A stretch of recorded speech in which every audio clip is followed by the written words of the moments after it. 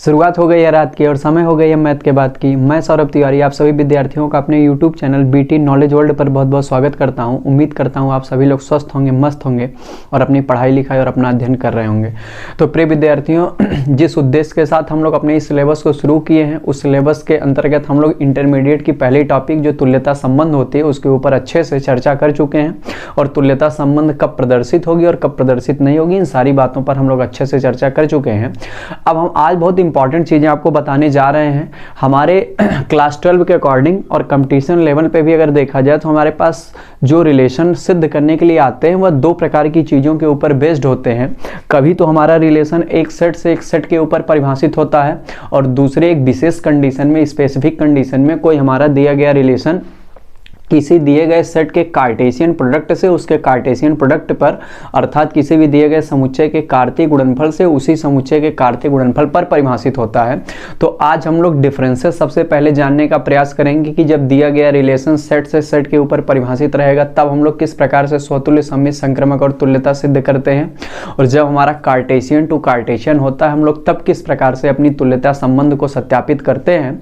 तो स्टार्ट हो चुकी है आज की क्लास एक शानदार से सेशन के लिए, जिसमें हम लोग बहुत सारी शानदार सी चीज़ें सीखेंगे। तो सब लोग तैयार हो जाएं, अपने नोट्स निकाल लें और जो भी बातें आपको बताई जाएंगी उसको अच्छे से नोट्स में लिखते जाएंगे।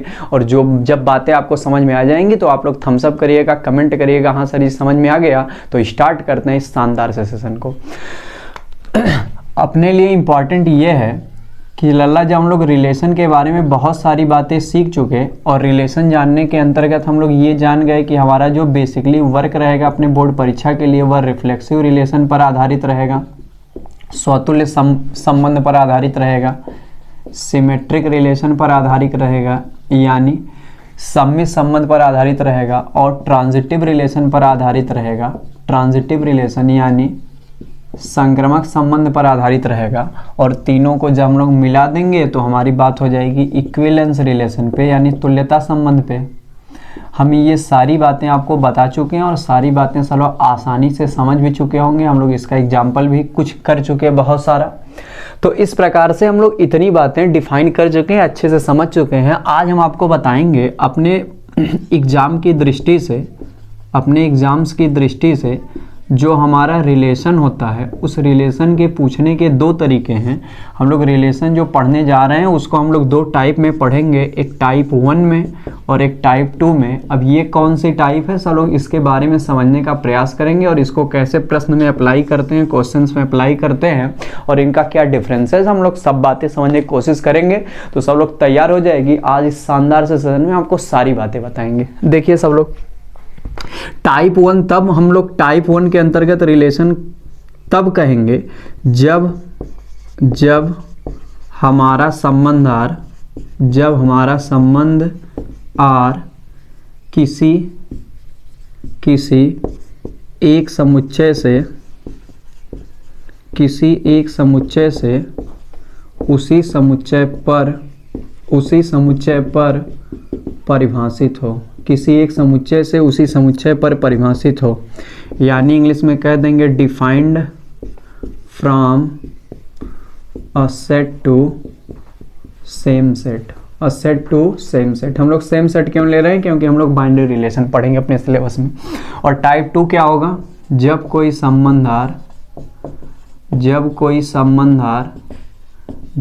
संबंधार किसी दिए गए समुच्चय के कार्तीय गुणनफल से उसी समुच्चय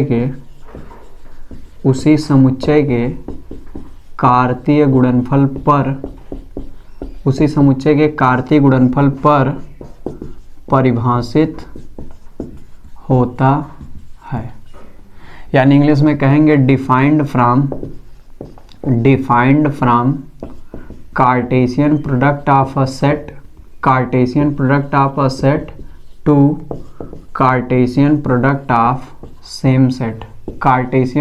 ऑफ सेम सेट। तो आप पहले ध्यान से अपने कॉपी में इस प्रकार लिख देंगे कि एग्जाम्स में जो रिलेशन हमारे पूछे जाएंगे उस रिलेशन की दो टाइप होंगे, उस रिलेशन के दो कैटेगरी होंगे। पहला कैटेगरी या पहला टाइप तब होगा जब हमारा कोई संबंध आर इस प्रकार परिभाषित हो, उसे किसी एक समुच्चय से उसी समुच्चय पर परिभाषित किया गया हो, यानी R is a relation defined from any set A to set A. और दूसरी कैटेगरी ये होगी, टाइप सेकंड की कैटेगरी ये होगी कि जब कोई संबंध आर हमारा इस प्रकार दिया होगा कि किसी दिए गए समुच्चय के कार्टेशियन प्रोडक्ट से उसी दिए गए समुच्चय के कार्टेशियन प्रोडक्ट पर जब परिभाषित होगा, यानी the relation defined from Cartesian product of any set to Cartesian product of same set. तो पहली कंडीशन सेट से सेट पर परिभाषित होगा और दूसरी कंडीशन कार्टेशियन प्रोडक्ट से कार्टेशियन प्रोडक्ट पर परिभाषित होगा किसी सेट के। तो अगर शॉर्ट फॉर्म में लिखना हो तो आप लोग लिख सकते हैं set to set, set to set. और जो सेट होगा दोनों तरफ वह सेम होगा, क्योंकि हम लोग बाइनरी रिलेशन की बात कर रहे हैं, हम लोग बाइनरी रिलेशन की बात कर रहे हैं। तो पहला टाइप कौन सा है, सेट टू सेट जब डिफाइंड रहेगा तो पहले टाइप के अंतर्गत आएगा। और दूसरा कौन सा होगा, दूसरा कौन सा होगा, Cartesian product to Cartesian product, Cartesian product to Cartesian product of any set, of any set. किसी समुच्चय के कार्टेशियन प्रोडक्ट से कार्टेशियन प्रोडक्ट पर जब परिभाषित रहेगा तो दूसरा टाइप कहा जाएगा, और जब किसी सेट से सेट पे परिभाषित रहेगा तो पहला टाइप कहा जाएगा।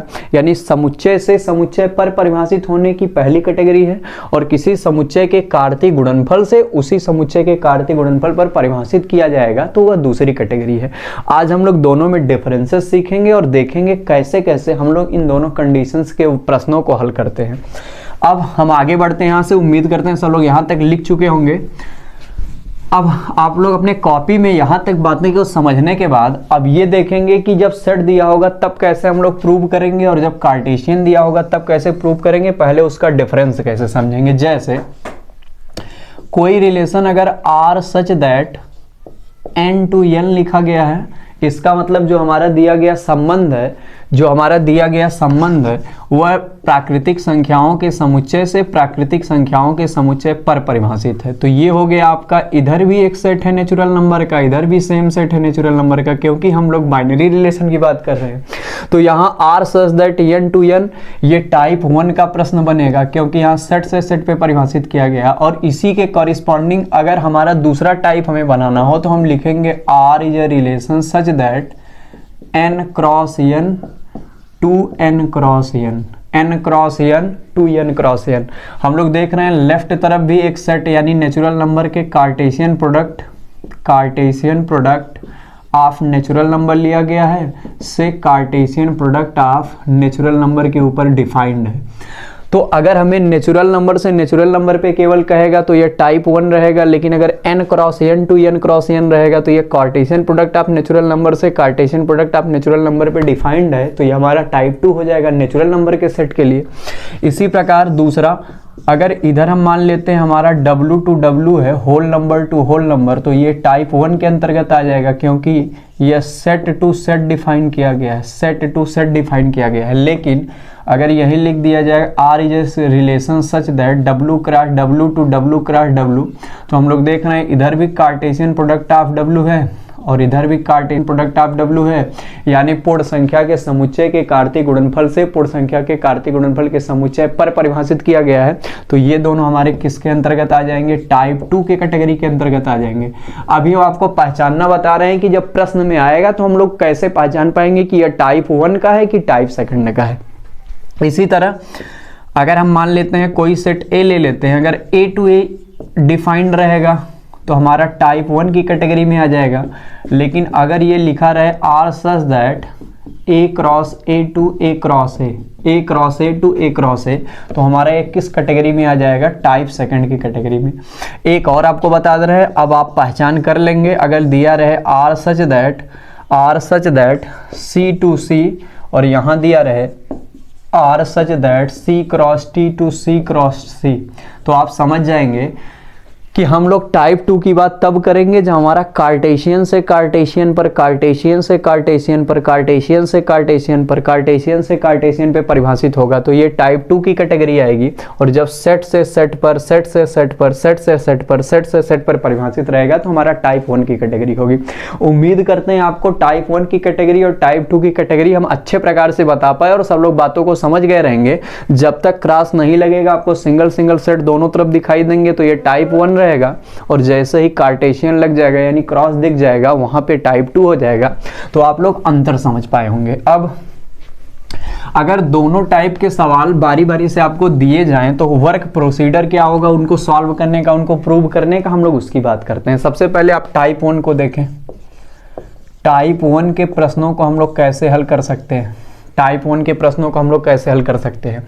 अगर सपोज कर लीजिए कि हमारा रिलेशन A to A बनाया गया है, यानी सेट A से सेट A पर बनाया गया है, इसका मतलब ये फर्स्ट कैटेगरी का क्वेश्चंस बनेगा। जो फर्स्ट कैटेगरी का क्वेश्चन रहेगा रिलेशन के ऊपर, अगर वह सेट A से सेट A भी बनाया गया हो तो उसको हम लोग कैसे प्रूव करेंगे। और हमें प्रूव क्या करना है, रिफ्लेक्सिव, और क्या प्रूव करना है, सिमेट्रिक, और क्या प्रूव करना है, ट्रांजिटिव, और अगर तीनों रहेगा तो उसी को हम लोग क्या कह देंगे, इक्विवेलेंस। आपको सारी बातें बताई गई हैं, सब लोग ध्यान से सुनेंगे। अगर A to A रहेगा और हमें रिफ्लेक्सिव प्रूव करना होगा तो हम लोग इस रिफ्लेक्सिव के सेट से अपने से मान लेंगे कोई व्यापक रूप में आर्बिट्री एलिमेंट क्या है, A है। स्मॉल एलिमेंट को हमेशा स्मॉल A से दिखाते हैं, सेट को हमेशा कैपिटल से दिखाते हैं। तो हम लोग सपोज कर लेंगे, लेट कर लेंगे कि कोई A एलिमेंट है जो इस सेट A से बिलोंग कर रहा है। तब हमारा अगर ऑर्डर्ड पेयर जो A, A है वो भी R से बिलोंग कर जाए, इसका मतलब जो R नियम दिया गया रहेगा प्रश्न में, अगर उसके द्वारा वह अवयव A स्वयं से क्या हो जाए, रिलेट कर जाए, तो हम लोग कहेंगे A रिलेटेड टू A। अगर ordered pair A, A R से रिलेट कर रहा है, इसका मतलब A एलिमेंट जो है वह R रूल द्वारा A से ही क्या है, संबंधित है, रिलेट कर रहा है। तब हम लोग कह देंगे जो हमारा दिया गया संबंध R है वह अपने आप में क्या है, स्वतुल्य है या रिफ्लेक्सिव है। इस प्रकार हम लोग दिखा पाएंगे। अगर हम लोग सिमेट्रिक की बात करेंगे तो हम दो एलिमेंट की बात करेंगे। हम लोग मान लेंगे let A, B belongs to set A। हम लोग A और B दो एलिमेंट ले लेंगे दिए गए सेट A से, और हम लोग ये लेने के बाद देखेंगे कि यदि A, B R से बिलोंग कर रहा है, ordered pair A, B R से बिलोंग कर रहा है, A, B R से बिलोंग कर रहा है, अर्थात A रिलेटेड टू B है, तब इम्प्लाइज दैट अगर B, A भी R से बिलोंग करने लगे, इसका मतलब B एलिमेंट भी R रिलेशन द्वारा A से जुड़ने लगे, यानी रिलेट करने लगे। तो इस प्रकार अगर दो एलिमेंट के ऊपर ये बात वेरीफाई होने लगे उनका क्रम बदल के, तो हम लोग उसको क्या कह देंगे, सिमेट्रिक कह देंगे। तो कह देंगे इम्प्लाइज दैट R क्या है, सममित है। R क्या है, सममित है। एक बार फिर सब लोग यहाँ तक देख लें। अगर हमें सेट टू सेट रिलेशन दिया रहेगा और रिफ्लेक्सिव दिखाना रहेगा तो हम लोग उस सेट से एक व्यापक अवयव A ले लेंगे। A को ले रहे हैं सेट A से, इसीलिए A सेट A से बिलोंग कर रहा है। रिफ्लेक्सिव के लिए एक ऑर्डर्ड पेयर स्वयं का स्वयं वाला बनेगा A, A। अगर R नियम को वेरीफाई कर रहा है, इसका मतलब A अवयव R नियम द्वारा स्वयं से संबंधित है, इसलिए R क्या है, स्वतुल्य है। और अगर सिमेट्रिक लेना हो, सिमेट्रिक प्रदर्शित करना हो, तो हम लोग दो एलिमेंट सेट A से ले लेंगे जो दिया गया है। अब पहला ऑर्डर्ड पेयर अगर A भी R नियम को वेरीफाई कर रहा है, मतलब अवयव A R नियम द्वारा B से संबंधित है, तो इंप्लाइज दैट उसी कंडीशन में B, A अगर R नियम को वेरीफाई कर रहा है, यानी B भी R से रिलेट कर रहा है, B भी R नियम द्वारा A से रिलेट कर रहा है, तो हम लोग कह देंगे R सममित है। यानी व्यापक रूप में रिफ्लेक्सिव के लिए एक एलिमेंट, एक अवयव कोई भी जो उस सेट के अंतर्गत पाया जाता है, और सिमेट्रिक के लिए दो अवयव, कोई भी दो अवयव जो उस सेट से पाया जाता है। हम लोग क्योंकि व्यापक रूप में ले रहे हैं इसलिए रिफ्लेक्सिव में A ले लिए और सिमेट्रिक में A और B ले लिए। इसी प्रकार ट्रांजिटिव में हम लोग कोई भी तीन अवयव अपनी इच्छा अनुसार ले सकते हैं। व्यापक रूप की बात करें तो हम A, B और C ले रहे हैं। तो let A, B, C belongs to set A। हम कोई तीन एलिमेंट A, B, C ले लिए जो सेट A से बिलोंग किया। तब अगर A, B R से बिलोंग कर रहा है, क्यों, क्योंकि A रिलेटेड टू B, क्योंकि A अवयव R नियम द्वारा B से संबंधित है, तथा B, C भी R से रिलेट कर रहा है, क्यों, क्योंकि बी भी रिलेटेड टू सी, बी भी आर नियम द्वारा सी से रिलेट कर रहा है, तब इंप्लाइज दैट अगर ए कॉमा सी यानी पहला और तीसरा भी आर से रिलेट करने लगे, क्योंकि ए रिलेटेड टू सी हो, तब इंप्लाइज दैट हम कह सकते हैं जो दिया गया आर है वो अपने आप में क्या है, संक्रमक है। तो किन्हीं तीन अवयव ए बी सी के लिए जो सेट ए से लिए गए हैं, अगर पहला दूसरा आर नियम को वेरीफाई कर रहा है तथा दूसरा तीसरा आर को वेरीफाई कर रहा है, इंप्लाइज दैट पहला तीसरा भी कर रहा है, तो हम लोग उसको क्या कह देंगे, ट्रांजिटिव कह देंगे। और जब हम लोग तीनों को वेरीफाई कर लेंगे, कोई अपने आप में रिफ्लेक्सिव भी हो, सिमेट्रिक भी हो, ट्रांजिटिव भी हो, तो हम लोग उसी को क्या कह देते हैं, इक्विवेलेंस कह देते हैं। तो यहां हम यह समझ पाए कि अगर हमारा दिया गया रिलेशन सेट से सेट पर परिभाषित होगा, एक समुच्चय से उसी समुच्चय पर परिभाषित होगा, तो स्वतुल्य के लिए व्यापक रूप में एक एलिमेंट के साथ हम लोग चलेंगे, आर नियम को वेरीफाई करवाएंगे, और सममित के लिए 2 के साथ चलेंगे, उसके रिफ्लेक्शन को वेरीफाई करेंगे, ए बी कर रहा है तो बी ए भी करना चाहिए, और ट्रांजिटिव के लिए 3 के साथ चलेंगे, ए बी करे अर्थात पहला दूसरा करे तथा बी सी करे अर्थात दूसरा तीसरा करे, इंप्लाई दैट ए सी करे अर्थात पहला तीसरा करे। तो इस प्रकार हम लोग उसको क्या कह सकते हैं, ट्रांजिटिव कह सकते हैं। जो तीनों होता है उसी को हम लोग इक्विवेलेंस कहते हैं। तो ये तब की कंडीशन है जब हमारे पास एक सेट से एक सेट दिया गया होता है, तो उसको हम निम्नलिखित प्रकार से अगर कर दें और तीनों बातें वेरीफाई हो जाएं, तो हम तीनों संबंधों को सिद्ध कर सकते हैं। अब आज की जो मोस्ट इंपॉर्टेंट बातें हैं वो टाइप सेकंड है। अब टाइप सेकंड की अगर हम लोग बात करें, इसके अंतर्गत कौन कौन से प्रश्न आएंगे और कैसे कैसे हम लोग सॉल्व करेंगे। हम लोग मान लेते हैं हमारा एक रिलेशन है जो समुच्चय ए के कार्तीय गुणनफल से समुच्चय ए के कार्तीय गुणनफल पर परिभाषित किया गया है। जब हमें कार्टेशियन प्रोडक्ट किसी सेट से कार्टेशियन प्रोडक्ट उसी सेट पर दिखाई देगा तभी टाइप 2 माना जाएगा। हम लोग इसके बारे में चर्चा कर ली। अगर इस प्रकार रहेगा और हमें कह दे कि आप इसको प्रूव करके दिखाइए कि यह रिफ्लेक्सिव है, सिमेट्रिक है, ट्रांजिटिव है या और तीनों रहेगा तो इक्विवेलेंस है, और हमेशा जो भी दिया रहेगा उसके लिए कोई न कोई नियम या कोई न कोई कंडीशन दिया रहता है, ये तो हम लोग जानते ही हैं, कोई कंडीशन दिया रहेगा। अब अगर इस कंडीशन में हम लोग रिफ्लेक्सिव लल्ला दिखाने जाएंगे पहला, तो जब हमारे पास सेट दिया रहेगा तब स्वतुल्य के लिए हमें एक अवयव की आवश्यकता होती है, क्योंकि हम लोग जानते हैं जब सेट से सेट पे परिभाषित होगा तो बाएं तरफ भी सेट होगा और सेट में जो एलिमेंट पाया जाएगा वह एकल पाया जाएगा, क्योंकि सेट जब हम लोग लिखते हैं तब उसके अंदर जो अवयव पाए जाते हैं वह कामा कामा लगा के एक एक अवयव के रूप में लिखे जाते हैं। लेकिन यहाँ पे हमारा दिखाई दे रहा है कि एक रास ए से एक रास ए पे परिभाषित है, और जैसे ही एक रास ए से एक रास ए पे परिभाषित होगा, लल्ला ध्यान से सुनिएगा, एक रास ए से एक रास ए पे परिभाषित होगा, तो जो कार्टेशियन होता है वह हमें अपना रिजल्ट किसके रूप में देता है, ऑर्डर्ड पेयर के रूप में। किसके रूप में, ऑर्डर्ड पेयर के रूप में। और जो यहाँ परिणाम प्राप्त होगा वो भी किसके रूप में प्राप्त होगा, ऑर्डर्ड पेयर के रूप में। जबकि अगर ए से ए पे रहता है तो ए में भी कुछ एलिमेंट प्राप्त होते हैं जो सिंगल डिजिट्स होते हैं, और जो प्राप्त होता है रिजल्ट वो भी एलिमेंट्स के रूप में होते हैं, सिंगल डिजिट। तो ए से ए पे परिभाषित होने की दशा में जो अवयव प्राप्त होंगे वह सिंगल डिजिट प्राप्त होंगे, एकल के रूप में प्राप्त होंगे। लेकिन जब एक रॉस ए से एक रॉस ए पे रहेगा तो जो रिजल्ट प्राप्त होगा हमें, यानी जो हमें परिणाम प्राप्त होगा वह किसके रूप में प्राप्त होगा, पेयर के रूप में। कार्टेशियन मतलब पेयर। लेकिन अगर सेट की बस बात करें तो सेट में एलिमेंट रहते हैं सिंगल सिंगल टर्म में। तो जब हम लोग यहाँ पे कर रहे थे तो हमें एक एलिमेंट लेने की जरूरत पड़ रही थी, स्वतुल्य के लिए, सममित के लिए, संक्रमक के लिए एलिमेंट लेने की आवश्यकता पड़ रही थी। लेकिन जब हम लोग एक क्रॉस ए की बात करेंगे तब हमें ऑर्डर्ड पेयर की आवश्यकता पड़ेगी, क्योंकि जो भी हम लेंगे वह उसी सेट से लेंगे जिस सेट पर वह परिभाषित किया गया है। जिस सेट पर परिभाषित किया गया, तो जिस सेट से शुरुआत हो रही है उसी के एलिमेंट हम लोग चूज करते हैं। अब क्योंकि यहाँ पे कार्टेशियन है तो कार्टेशियन हमें क्या देगा, ऑर्डर्ड पेयर देगा। इसीलिए जब हम लोग स्वतुल्य के लिए जाएंगे, रिफ्लेक्सिव के लिए जाएंगे, तो हम लोग अपने से जो लेट करेंगे वह केवल एक अवयव नहीं, एक ऑर्डर्ड पेयर कहेंगे। क्या करेंगे, एक ऑर्डर्ड पेयर। और वह जो ऑर्डर्ड पेयर होगा वह क्या होगा, ए बी। यहाँ पे आप इसको दो अवयव मत मानिएगा, दो अवयव इसके अंदर लिखेंगे, लेकिन ऑर्डर्ड पेयर क्या है, एक। तो हम यहाँ पे देख रहे हैं कि हम क्या करेंगे, जब कार्टेशियन के ऊपर इस प्रकार परिभाषित रहेगा तो हम एक ऑर्डर्ड पेयर अपने से मानेंगे रिफ्लेक्सिव के लिए, क्योंकि रिफ्लेक्सिव के लिए जब हम लोग इससे अवयव लेंगे तो पेयर के रूप में लेना रहेगा, और पेयर के रूप में हम लोग ले लेंगे ए कॉमा बी। तो इस कंडीशन में कार्टेशियन के लिए जब हम लोग कोई सवाल लगाने जाएंगे तो हमारा रिफ्लेक्सिव की शुरुआत होगी, let A comma B belongs to A cross B, A cross B. A cross B. हमारी बात समझ में आ रही है। और जब हम लोग ए बी ए क्रॉस ए से ले लेंगे और implies that A comma B अगर बिलोंग कर जाएगा आर से, ए कॉमा बी बिलोंग कर जाएगा आर से, ए कॉमा बी हम लोग ए क्रॉस ए से लेंगे। हमारी बात ध्यान से लोग समझें, ए कॉमा बी को हम लोग ए क्रॉस ए से लेंगे, ए कॉमा बी को ए क्रॉस ए से लेंगे, लेकिन हम लोग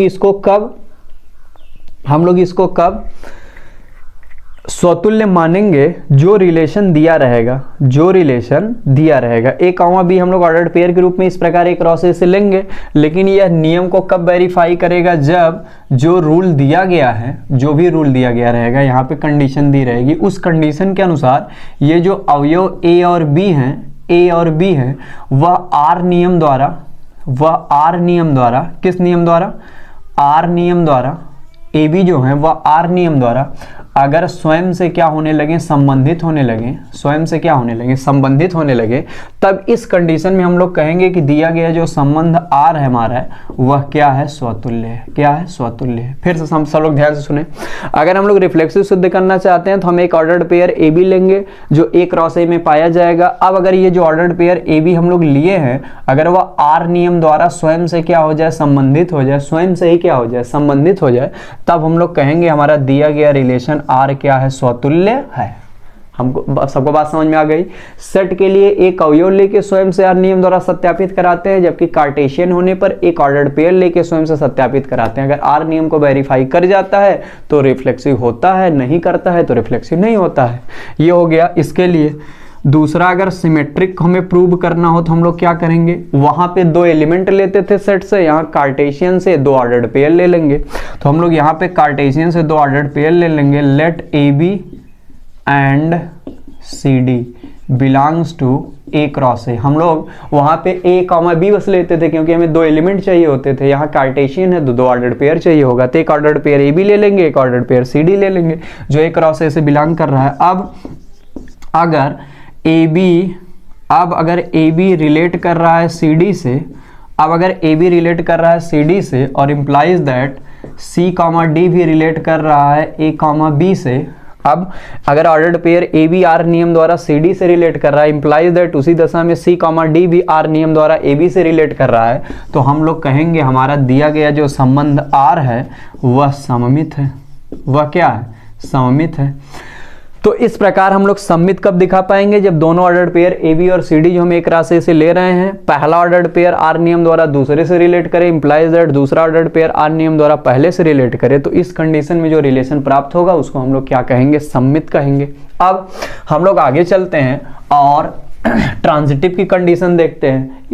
जब हम लोगों को इस कंडीशन में ट्रांजिटिव प्रूव करना रहेगा, यानी संक्रामक प्रूव करना रहेगा, तो हम जैसे जब सेट से सेट पे परिभाषित होता है तो तीन अवयव लेते हैं ए बी सी, यहाँ पे तीन ऑर्डर्ड पेयर लेंगे क्योंकि कार्टेशियन है, तो हम लोग ले लेंगे तीन ordered pair. Let A comma B C comma D and E comma F. जैसे वहां पे ए बी सी तीन एलिमेंट बस लेते थे, यहाँ कार्टेशियन के कारण तीन ऑर्डर्ड पेयर ले लेंगे। ए बी सी डी और ई एफ बिलोंग कर रहा हो ए क्रॉस ए से। अब कंडीशन क्या है? अगर a कॉमा बी रिलेट कर रहा है c कॉमा डी से, तथा c कॉमा डी रिलेट कर रहा है e कॉमा एफ से, इम्प्लाइज दैट तब a कॉमा बी अगर रिलेट कर जाए e कॉमा एफ से, यानी पहला ऑर्डर्ड पेयर दूसरे से, दूसरा ऑर्डर्ड पेयर तीसरे से। खुश रहिए, स्वस्थ रहिए, मस्त रहिए, पढ़ते रहिए, लिखते रहिए। अगर ordered pair A B relate कर रहा है सी डी से तथा सी कॉमा डी रिलेट कर रहा है ई एफ से, तो अगर उसी कंडीशन में पहला भी तीसरे से रिलेट करने लगे, यानी ordered pair A be ordered pair E F से करने लगे, तो ऐसी कंडीशन में जब पहला दूसरे से तथा दूसरा तीसरे से, इम्प्लाई दैट पहला तीसरे से कर रहा है, तब इस कंडीशन में जो दिया गया रिलेशन होता है लल्ला, उसको हम लोग क्या कह देते हैं? ट्रांजिटिव कह देते हैं। और जो दिया गया रिलेशन तीनों होता है, यानी रिफ्लेक्सिव भी हो जाता है, इस प्रकार सिमेट्रिक भी हो जाता है, ट्रांजिटिव भी हो जाता है, उसी को हम लोग इक्विवेलेंस रिलेशन के नाम से इक्विवेलेंस रिलेशन के नाम से जानते हैं, अर्थात तुल्यता संबंध के नाम से जानते हैं। उम्मीद करते हैं सबको बात समझ में आ गई होगी कि सेट से सेट में परिभाषित होने के लिए स्वतुल्य के लिए एक एलिमेंट ए, सममित के लिए दो एलिमेंट ए और बी, और संक्रमक के लिए तीन एलिमेंट ए बी और सी। लेकिन अगर कार्टेशियन से कार्टेशियन पे रहेगा तो स्वतुल्य के लिए एक ordered pair A comma B, और सममित के लिए दो ऑर्डर्ड पेयर ए बी और सी डी, और संक्रमक के लिए तीन ordered pair A B C D और E F, A B C D और E F, A B C D और ई एफ। सममित के लिए दो ऑर्डर्ड पेयर ए बी और सी डी, सममित के लिए एक ऑर्डर्ड पेयर, स्वतुल्य के लिए एक ordered pair A comma B. अगर ए बी से रिलेट कर जाएगा नियम द्वारा स्वतुल्य है इस कंडीशन में। अगर ए बी सी डी से कर रहा है इंप्लाइज दैट सी डी भी ए बी से कर रहा है, तो सममित ए बी सी डी से कर रहा है तथा सी डी ई एफ से कर रहा है implies that A B E F से कर रहा है, तो दिया गया संबंध क्या रहेगा? संक्रमक। उम्मीद करते हैं आपको ये बात समझ में आ गई होगी अच्छे से। अब आप लोग अंतर समझ पाए होंगे कि कब हम लोग टाइप 1 कहेंगे, कब हम लोग टाइप 2 कहेंगे। जब सेट से सेट पे परिभाषित होगा तब हम लोग क्या कहेंगे? Type first. और जब कार्टेशियन से कार्टेशियन पे रहेगा तो क्या कहेंगे? Type second. और किस प्रकार से दोनों में अंतर है सिद्ध करने के दौरान आप लोग ये बातें समझ चुके हैं। अब हम लोग टाइप 1 और टाइप 2 इतने अच्छे प्रकार से समझने के बाद अगर अपने कॉपी पे शॉर्ट फॉर्म में लिखना चाहें तो ऐसा लिख सकते हैं। केवल देखिए क्या लिखेंगे, टाइप फर्स्ट, टाइप सेकंड। सब लोग ध्यान से हमारी बात समझे। Type 1, type first. पहला हम किसी एक सेट के लिए ले रहे हैं, मान लीजिए ए के लिए ले रहे हैं। कैसे पहचानेंगे? R such that A to A. इसमें कैसे पहचानेंगे? R such that A cross A to A cross A. दूसरी कंडीशन, अगर इसमें हमें रिफ्लेक्सिव प्रूव करना रहेगा, रिफ्लेक्सिव प्रूव करना रहेगा तो ऑर्डर्ड पेयर क्या बनेगा? ए कॉमा ए। अगर आर से बिलोंग कर जाएगा तो यह रिफ्लेक्सिव हो जाएगा। इस वाले में क्या होगा? अगर इसमें रिफ्लेक्सिव हमें प्रूव करना हो, रिफ्लेक्सिव प्रूव करना हो तो हम लोग लेट कर लेंगे हमारे पास एक ऑर्डर्ड पेयर ए बी किससे बिलोंग कर रहा है? ए क्रॉस ए से। और अगर ए बी रिलेट कर जाए आर नियम द्वारा ए बी से तो दिया गया संबंध क्या रहेगा? रिफ्लेक्सिव। और इस वाले में आप ऐसे लिख लीजिएगा, सबसे पहले लेट एक अवयव A belongs to set A, और अगर ordered pair A comma A R से रिलेट कर गया तो क्या हो जाएगा? रिफ्लेक्सिव। वहाँ पे ऑर्डर्ड पेयर ए बी रहेगा, एक राशि से लेंगे, ए बी रिलेट कर जाएगा ए बी से तो रिफ्लेक्सिव। तो तीसरी कंडीशन सिमेट्रिक। इसमें हम लोग दो एलिमेंट लेंगे, A B belongs to A, और तब अगर A B belongs to R implies that B A belongs to R, तो दिया गया रिलेशन क्या रहेगा? दिया गया रिलेशन रहेगा सिमेट्रिक। इस वाले में तीसरी कंडीशन हम लोग इसके लिए सिमेट्रिक के लिए क्या है? इसके लिए सिमेट्रिक के लिए एक let ordered pair A B and ordered pair C D. जैसे वहाँ पे दो एलिमेंट वैसे यहाँ पे दो ऑर्डर्ड पेयर एलिमेंट के रूप में अगर दो ले लिए, और तब यदि A B related to C D implies that C D also related to A B. अगर पहला ऑर्डर्ड पेयर दूसरे से रिलेट कर रहा है नियम द्वारा और दूसरा भी पहले से कर रहा है तो हम लोग इसको क्या कह देंगे? सिमेट्रिक। और अगली कंडीशन ट्रांजिटिव के लिए, अगर पहले टाइप का रहेगा तो ट्रांजिटिव के लिए हम लोग लेट करेंगे A B C belongs to set A. तब पहला ordered pair A B R से रिलेट करे तथा दूसरा ordered pair B C R से रिलेट करे, इम्प्लाइज दैट पहला और तीसरा भी आर से रिलेट कर जाए, तो इस कंडीशन में ट्रांजिटिव रहेगा। और यहाँ ट्रांजिटिव के लिए क्या है? यहाँ ट्रांजिटिव के लिए क्या है? हम लोग तीन ऑर्डर्ड पेयर लेंगे, let A B C D and E F belongs to A cross A, then A B related to C D and C D related to E F. यानी पहला ऑर्डर्ड पेयर आर नियम द्वारा दूसरे से relate करे और दूसरा ordered pair are नियम द्वारा तीसरे से रिलेट करे, तब implies that ordered pair A B related to E F. क्रमित युग्म ए बी भी एफ से कर जाए, पहला भी तीसरे से कर जाए, तो दिया गया रिलेशन क्या होता है? ट्रांजिटिव। और इधर रिफ्लेक्सिव, सिमेट्रिक, ट्रांजिटिव तीनों रहेगा तो क्या हो जाएगा? इक्विवेलेंस। और यहाँ भी अगर तीनों हो जाएगा तो क्या हो जाएगा? इक्विवेलेंस। उम्मीद करते हैं सबको सब बातें समझ में आ गई होंगी। आज के बाद अगर आपसे कोई टाइप 1 और टाइप 2 दो प्रकार के सवाल दे दे और आपसे कह दे आप क्या इसको स्वतुल्य सममित संक्रमक सिद्ध कर सकते हैं, तो आप कहोगे हाँ हमारे सर सब बातें बताए हैं, हम इसको बड़े आसानी से सॉल्व कर सकते हैं। तो ये पूरा कंसेप्ट आपको सिखा दिए और आपको नोट्स में भी अच्छे से लिखवा दिए कि कैसे कैसे अपने कॉपी पे इन दोनों टाइप्स का अंतर समझना और कैसे कैसे इसको रिलेट कर जाना है। तो इस प्रकार हम लोग इतनी बातें कर लिए। टाइप 1 के हम लोग बहुत सारे क्वेश्चंस लगाए हैं। हम लोग टाइप 1 का एक क्वेश्चन लेते हैं जिससे आपको बातें समझ में आए। देखिए बहुत इंपॉर्टेंट सवाल है, बोर्ड परीक्षा में 8 नंबर का पूछा जा सकता है। सब लोग ध्यान से सुने। सवाल है यदि n प्राकृतिक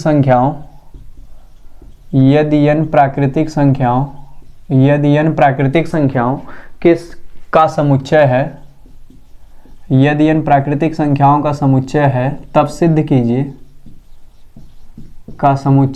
सिद्ध कीजिए कि n क्रॉस n पर बनाया गया एक संबंध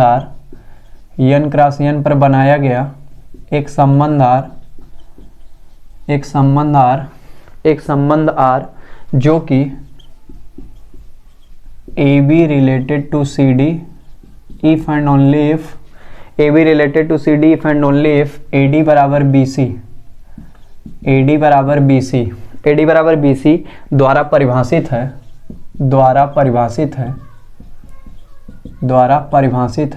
एक तुल्यता संबंध है। चलो एक बार क्वेश्चन ध्यान से अपने कॉपी में नोट करें। यदि कैपिटल N प्राकृतिक संख्याओं का समुच्चय है तब सिद्ध कीजिए कि n क्रॉस n, समुच्चय n है लेकिन उसके कार्टेशियन पे रिलेशन परिभाषित है, तब n क्रॉस n पर बनाया गया संबंध R जो कि नियम AB और CD कब रिलेट कर रहा है, जब AD बराबर BC द्वारा परिभाषित है एक तुल्यता संबंध है। हमारी बात ध्यान से समझें। ऑर्डर्ड पेयर AB और CD कब रिलेट कर रहा है नियम द्वारा, जब A और D का गुणा बराबर है B और C के गुणा से। अब यहाँ ध्यान सब लोग समझें, AB और CD यहाँ लिखा गया है। AB में A पहले स्थान पे है, B दूसरे स्थान पे है। यहाँ CD में आप लोग देख लें, अगर हम लोग इसको पहला, इसको दूसरा, इसको तीसरा और इसको चौथा मान के चले, जो एलिमेंट लिखे गए हैं, इस ऑर्डर्ड पेयर में पहला दूसरा मान ले रहे हैं, इस ऑर्डर्ड पेयर में तीसरा चौथा मान ले रहे हैं। तो कह रहा है कि AB ऑर्डर्ड पेयर R नियम द्वारा CD से रिलेट कब कर रहा है, जब A और D का गुणनफल, मतलब पहले का और चौथे का गुणा, A पहले प्लेस पे है, D चौथे प्लेस पे, पहले और चौथे का गुणा बराबर हो दूसरे और तीसरे से, यानी B इंटू C से। तो पहला गुण जो नियम लिखा गया उसके अनुसार क्या है, पहला गुणे चौथा बराबर होना जब हो जाएगा दूसरे गुणे तीसरे से, तब दिया गया नियम क्या होगा, वेरीफाई होगा। दो ऑर्डर्ड पेयर आपस में कब रिलेट कर रहे हैं, जब पहले ऑर्डर्ड पेयर के पहले अवयव दूसरे ऑर्डर्ड पेयर के दूसरे वाले अवयव का गुणनफल पहले ऑर्डर पेयर के दूसरे वाले से और दूसरे ऑर्डर पेयर के पहले वाले गुणनफल से गुणा हो जाएगा, तब वो आपस में बराबर है। और इन्हें हम क्रमशः अगर पहला दूसरा तीसरा चौथा मान लें तो पहले और चौथे का गुणा बराबर हो दूसरे और तीसरे के, तब ये नियम द्वारा वो दोनों ऑर्डर पेयर रिलेट करते हैं। उम्मीद करते हैं आपको समझ में आया होगा। अब हम लोग इसको तुल्यता संबंध जब चेक करने जाएंगे तो हम लोग देखो कैसे तुल्यता संबंध चेक करेंगे, सो हमारी बात ध्यान समझेंगे। सबसे पहले सॉल्यूशन में आप लिखेंगे R such that n cross n to n cross n, क्योंकि n क्रॉस n पर बनाया गया संबंध है और नियम है क्या, R बराबर AB related to CD such that AD बराबर BC, जहां all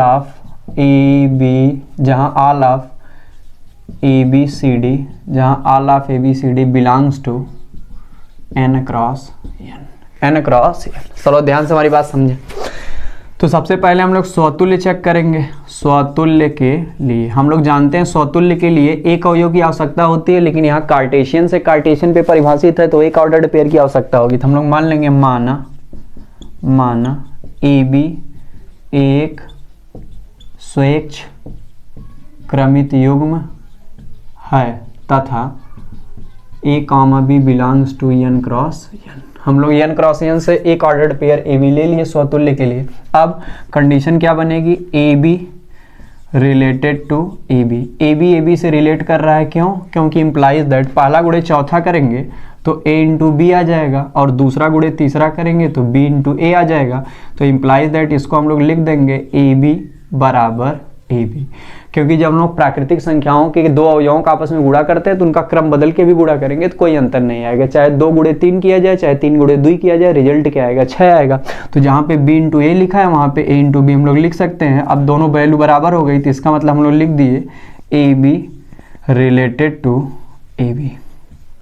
A B related to A B.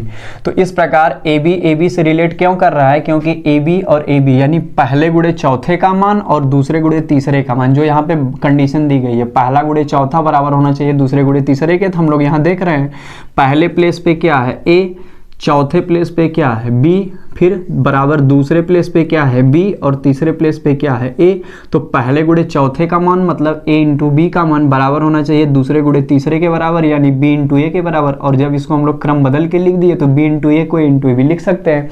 तो दोनों तरफ मान बराबर हो गया यानी ये नियम वेरीफाई हो गया, इधर भी ए इंटू बी इधर भी ए इंटू बी दोनों बराबर हो गया, अर्थात ए बी आर नियम द्वारा ए बी से रिलेट कर गया यानी स्वयं से रिलेट कर गया। लिख देंगे अतः आर स्वतुल्य है, अतः आर स्वतुल्य है। तो स्वतुल्य सिद्ध करने के लिए एक ऑर्डर्ड पेयर की आवश्यकता हुई, हम लोग ए बी ले लिए, ए बी को आर नियम द्वारा ए बी से रिलेट कराए तो हमारा कंडीशन के अनुसार first into fourth equal to second into third हो गया, ए बी बराबर ए बी प्राप्त हो गया, अर्थात स्वयं से वह दिया गया ऑर्डर्ड पेयर संबंधित आर नियम द्वारा, इसलिए स्वतुल्य है। अब स्वतुल्य के बाद हम लोग सममित की बात करते हैं। जब हम लोग सममित पे आएंगे, सममित के लिए अब सममित की जब हम लोग बात करेंगे तो हमें दो अवयव की आवश्यकता होती है। यहाँ पे हम लोग दो ऑर्डर्ड पेयर लेंगे, माना ए बी और सी डी, माना ए बी और सी डी दो स्वेच्छ क्रमित युग्म है, माना ए बी और सी डी दो स्वेच्छ क्रमित युग्म है तथा A B C D belongs to N cross N, क्योंकि हम लोग एन क्रॉस एन से ले रहे हैं इसलिए हम लोग एन क्रॉस एन लिख देंगे। अब पहली condition A B related to C D, A B related to C D, क्योंकि पहला गुणे चौथा यानी ए डी बराबर बी इंटू सी, बराबर बी इंटू सी। ये कंडीशन में ही दिया है कि दो ordered pair A B C D कब रिलेट हो रहे हैं, जब पहले और चौथे का गुणा बराबर है बी दूसरे और तीसरे गुणनफल के। तो A B related to C D क्यों है, क्योंकि कंडीशन के अनुसार ए इंटू डी बराबर बी इंटू सी यानी पहले और चौथे का गुणा बराबर है दूसरे गुणे तीसरे के। तो ए डी और बी सी बराबर हो गया। अब यहाँ से लोग ध्यान से समझेंगे, हम लोग क्या करेंगे इनको, अच्छा ए डी बराबर बी सी लिखा गया तो हम इसको अगर इस प्रकार लिख दें बी सी बराबर ए डी तो कोई दिक्कत नहीं है। ए डी और बी सी अगर बराबर है तो हम इसको इस प्रकार से उसका पक्ष परिवर्तन करके तो लिख ही सकते हैं, बी सी को इस तरफ लेते हैं ए डी को उधर ले दिए तो हो गया बी सी बराबर ए डी।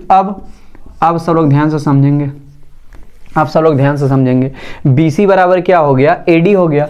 अब अगर BC बराबर AD हो गया तो हम लोग इसमें क्या कर सकते हैं, हम लोग इसमें कर सकते हैं इसका क्रम अगर हम लोग बदल दें तो ये CB हो जाएगा, क्रम बदल दें तो क्या हो जाएगा CB हो जाएगा, इधर भी क्रम बदल दें तो क्या हो जाएगा DA हो जाएगा, क्या हो जाएगा DA हो जाएगा। सब लोग ध्यान समझें, अगर हम लोग इधर क्रम बदलेंगे DA हो जाएगा, इधर क्रम बदलेंगे तो क्या हो जाएगा CB हो जाएगा। इधर वाले क्रम को ऐसे ही रहने देते हैं, केवल इस तरफ का बदलते हैं, BC को हम लोग CB लिख दें और AD को ऐसे ही रहने दें तो हम लोग ये पाएंगे कि अच्छा यहाँ पे कैसे बदला गया। सब लोग लिखेंगे नेचुरल नंबर में गुणन के क्रम विनिमय नियम से, गुणन के क्रम विनिमय नियम से। तो इस प्रकार हमें CB बराबर AD प्राप्त हो सकता है। हम BC को CB लिख सकते हैं और AD को हम AD रहने देते हैं तो हमें CB बराबर AD प्राप्त होता है। BC से CB किस प्रकार आया, जो नेचुरल नंबर में गुणन का क्रम विनिमय नियम होता है वहां से अगर B इंटू C लिखा गया है तो हम लोग C इंटू B लिख सकते हैं, क्योंकि अगर नेचुरल नंबर के ऊपर मल्टीप्लीकेशन में अगर हम उसके क्रम को बदल के मान प्राप्त करते हैं तो कोई अंतर नहीं आता। तो इस प्रकार CB बराबर जब AD हो गया तो हम लोग इसको लिख सकते हैं implies that सब ध्यान समझें, इसको हम लोग लिख सकते हैं C, D related to A, B, C, D related to A, B। क्यों, क्योंकि अगर हम लोग इसको CD रिलेटेड टू AB लिख दें तो हम लोग देख रहे हैं CD रिलेटेड टू AB लिख देंगे तो हम लोग प्राप्त होगा इस प्रकार से पहला गुणे चौथा। देखिए पहला गुणे चौथा, जब पहला गुणे चौथा करेंगे तो हमें C इंटू B प्राप्त हो जाएगा। पहला गुणे चौथा जब हम लोग करेंगे तो हम लोगों को C इंटू B प्राप्त हो जाएगा। और जब हम लोग दूसरा गुणे तीसरा करेंगे तो हम लोगों को प्राप्त हो जाएगा d इंटू ए। d इंटू ए का मतलब हम लोग इसको a इंटू डी मान सकते हैं। तो इस प्रकार से हमारा जो CD है वह R नियम द्वारा AB से रिलेट कर गया। CD जो है R नियम द्वारा AB से रिलेट कर गया। तो इस प्रकार हम लोग देख रहे थे कि ऑर्डर्ड पेयर AB R नियम द्वारा CD से रिलेट कर रहा है और इम्प्लाइज दैट CD भी R नियम द्वारा ऑर्डर्ड पेयर रिलेशन R से रिलेट कर रहा है दोनों। तो इस प्रकार हमारा दिया गया जो संबंध R है वह अपने आप में क्या है, सममित भी है।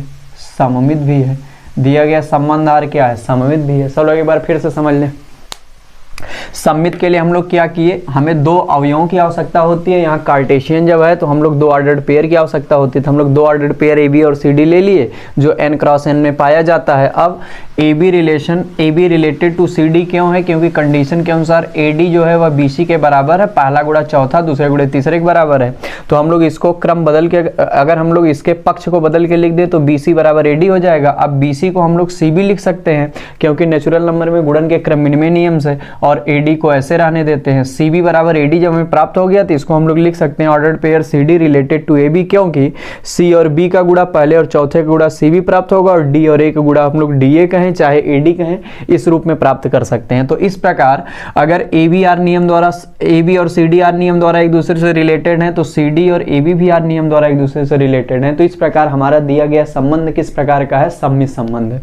तो हम लोग स्वतुल्य के लिए देख लिए, सममित के लिए देख लिए, केवल एक मात्र और बचा हुआ है जिसमें हम लोग संक्रमक के लिए देख लेंगे। तो अब हम लोग लिखेंगे संक्रमक के लिए। संक्रमक के लिए हम लोग जानते हैं संक्रमक के लिए हमें तीन एलिमेंट्स की आवश्यकता होती है। हमें यहाँ तीन ऑर्डर्ड पेयर की आवश्यकता होगी, तो हम लिखेंगे माना कोई तीन स्वेच्छ क्रमित युग्म, माना कोई तीन स्वेच्छ क्रमित युग्म AB CD तथा EF है। माना कोई तीन स्वेच्छ क्रमित युग्म AB CD और EF है और तथा तीनों n क्रॉस n में पाए जा रहे हैं, इसलिए लिखेंगे AB CD EF belongs to n cross n। AB CD EF जो तीनों के तीनों ऑर्डर्ड पेयर हैं वो क्योंकि कार्टेशियन से लिए गए हैं नेचुरल नंबर के लिए, इसलिए n क्रॉस n से क्या करेंगे, बिलोंग करेंगे, यानी n क्रॉस n से संबंधित होंगे। अब हम लोग जानते हैं कि अगर हम तीन ऑर्डर्ड पेयर ले रहे हैं तो अगर उसमें पहला दूसरा नियम को रिलेट कर रहा है तथा दूसरा तीसरा रिलेट कर रहा है, पहला तीसरा भी करना चाहिए। तब पहला AB रिलेटेड टू CD है क्योंकि A इंटू डी बराबर होगा B इंटू सी के, तथा इसी प्रकार ऑर्डर्ड पेयर CD जो है वह रिलेट करेगा ऑर्डर्ड पेयर EF को, क्योंकि जो पहला गुणे चौथा है मतलब C इंटू EF है वो बराबर होगा D इंटू E के। तो इस प्रकार से पहला ऑर्डर्ड पेयर, पहला और दूसरा आपस में R नियम द्वारा संबंधित है तथा दूसरा और तीसरा R नियम द्वारा संबंधित है। तब इम्प्लाइज दैट, अब अगर इसको हम लोग कंडीशन 1 मान लें और इसको हम लोग कंडीशन 2 मान लें थोड़ी देर के लिए, और हम इन दोनों को आपस में मिला दें। यहाँ मिलाने का मतलब दोनों कंडीशन की आपस में मल्टीप्लाई कर दें, तो हमें प्राप्त होगा, जब हम इन दोनों को आपस में मल्टीप्लाई कर देंगे 1 इंटू 2, तो हमें लेफ्ट का लेफ्ट में मल्टीप्लाई करना है, राइट का राइट में, तो हमें प्राप्त हो जाएगा ADCF और बराबर BCD इंटू E। तो इस प्रकार हम जब दोनों का मल्टीप्लाई करेंगे तो लेफ्ट का मल्टीप्लाई लेफ्ट में हो जाएगा, राइट का राइट में हो जाएगा, तो बाईं तरफ आ जाएगा AD इंटू CF और लेफ्ट साइड आ जाएगा और राइट साइड आ जाएगा BC इंटू D। अब हम लोग क्या देखते हैं, अब हम लोग देखते हैं कि इस तरफ भी C है, इस तरफ भी C है, इस तरफ भी D है, इस तरफ भी D है, तो हम लोग निरसन नियम लगा देंगे। निरसन नियम मतलब होता है कैंसलेशन मेथड। कैंसलेशन मेथड ये कहता है कि जो चीजें समान है दोनों तरफ से वे अपने से ही क्या हो जाएंगी, निरस्त हो जाएंगी। तो निरस्त होने के बाद जब निरसन नियम हम लोग लगा देंगे तब हमारे पास D और C आपस में कैंसिल हो जाएगा, तो बचेगा A इंटू F और इधर बचेगा अपने पास B into E। A into F बराबर हो जाएगा B इंटू E। अब जो हमें रिजल्ट प्राप्त हुआ इम्प्लाइज दैट AF बराबर B, सर्व ध्यान समझे, जो हमें AF बराबर B प्राप्त हो रहा है, अब अगर वहां से हम लोग इसको ऑर्डर्ड पेयर AB और EF को रिलेट करा दें, यानी पहले और तीसरे को रिलेट करा दें, तो यह संक्रमक भी हो जाएगा। अब इसको हम लोग डायरेक्टली लिख सकते हैं, जो हमारे पास बचा ordered pair A B related to ordered pair E F. कैसे सब लोग ध्यान से देखें, अगर ए बी और ई एफ आपस में रिलेट करेगा तो दिए गए नियम द्वारा हमें क्या प्राप्त होना चाहिए, पहले और चौथे का गुणा, मतलब ए और एफ का गुणा। देखिए ए और एफ का गुणा बराबर होना चाहिए दूसरे और तीसरे के, देखो बराबर होना चाहिए दूसरे और तीसरे के, तो ए और एफ का गुणनफल दूसरे और तीसरे अर्थात बी इंटू ई के गुणनफल के बराबर ही हमें प्राप्त हो रहा है। तो हम लोग इस वाले मान को हम लोग A B related to E F लिख सकते हैं, जो कंडीशन दिया है पहला गुणा चौथा बराबर दूसरा गुणा तीसरा। तो इस प्रकार हमारा जो दिया गया संबंध आर है वह संक्रमक भी है, क्योंकि अगर ordered pair A B C D से आर नियम द्वारा बिलोंग कर रहा है, सी डी ई एफ से कर रहा है, तो इंप्लाइज दैट जो ए बी है वह ई एफ से भी कर रहा है। तो पहला दूसरा कर रहा है तथा दूसरा तीसरा कर रहा है, इंप्लाइज दैट पहला तीसरा कर रहा है। तो इस प्रकार दिया गया जो संबंध है वह संक्रमक भी है। तो हम लोग इस प्रकार सीख पाए कि अगर हमारे पास कार्टेशियन से कार्टेशियन पे परिभाषित कोई संबंध है तो उसको हम लोग किस प्रकार रिफ्लेक्सिव, सिमेट्रिक और ट्रांजिटिव प्रूव कर सकते हैं। और चूंकि यह रिफ्लेक्सिव भी है, सिमेट्रिक भी है, ट्रांजिटिव भी है, इसलिए इस रिलेशन को हम लोग इक्विवेलेंस रिलेशन भी कहेंगे। तो कोई पूछेगा क्या दिया गया संबंध तुल्यता संबंध है, तो आप कहोगे चूंकि दिया गया संबंध स्वतुल्य, सम्मित, संक्रमक तीनों है, इसलिए क्या है, तुल्यता है। और इस बात को लिख के हम लोग हेंस प्रूव्ड लिख देंगे। तो इस प्रकार उम्मीद करते हैं आप लोग इस सवाल को अच्छे प्रकार से समझ पाए होंगे कि किस प्रकार से कार्टेशियन दी होने की स्थिति में हम लोग तुल्यता संबंध प्रूव करते हैं। तो हम लोग मिलते हैं अब नेक्स्ट वीडियो में, इसी के आगे इसी प्रकार के अच्छे सवालों पे चर्चा करेंगे और आगे हम लोग फिर कंसेप्ट को अपने आगे बढ़ाएंगे इस चैप्टर के। तो तब तक आप लोग इन सवालों को लगाते रहिएगा। मिलते हैं नेक्स्ट वीडियो में, तब तक जो लोग चैनल पे पहली बार आए हैं चैनल को सब्सक्राइब कर लें, नोटिफिकेशन बेल को ऑन कर लें, टेलीग्राम ग्रुप से जुड़ जाएं और मिलते हैं हम लोग नेक्स्ट वीडियो में। तब तक सब लोग स्वस्थ रहें, मस्त रहें, पढ़ते रहें, लिखते रहें। तब तक के लिए बहुत बहुत धन्यवाद।